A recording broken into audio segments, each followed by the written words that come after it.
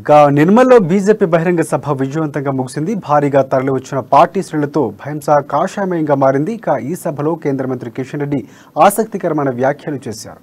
తెలంగాణలో ప్రజాస్వామ్య పునరుద్ధరణ కోసం, ప్రజాస్వామ్య పరిరక్షణ కోసం, కుటుంబ పాలనకు వ్యతిరేకంగా, ఈ నియంతృత్వ పాలనకు వ్యతిరేకంగా పోరాటం చేస్తామని కిషన్ రెడ్డి అన్నారు.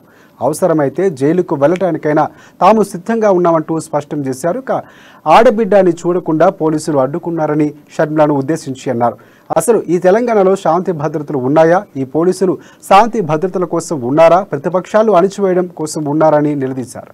ఇంతటి దుర్మార్గం ఎప్పుడూ లేదని ఆగ్రహం వ్యక్తం చేశారు. 50 మందికి ఒకటి చొప్పున ఒక్క గ్రామంలో 30 బెల్ట్ షాపులు ఉన్నాయి. ఈ రోజు కేసీఆర్ సాధించినటువంటి ఘనత అది. ఈ రోజు అనేక రకాలుగా ఈరోజు మనము ఆలోచన చేయాల్సినటువంటి అవసరం ఉంది.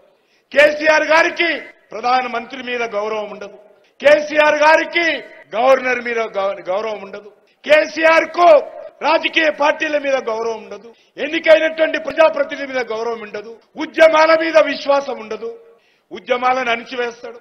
ధర్నా చౌకలను ఎత్తివేస్తాడు. ప్రధానమంత్రి కనీస గౌరవం ఇవ్వరు. మహిళని చూడకుండా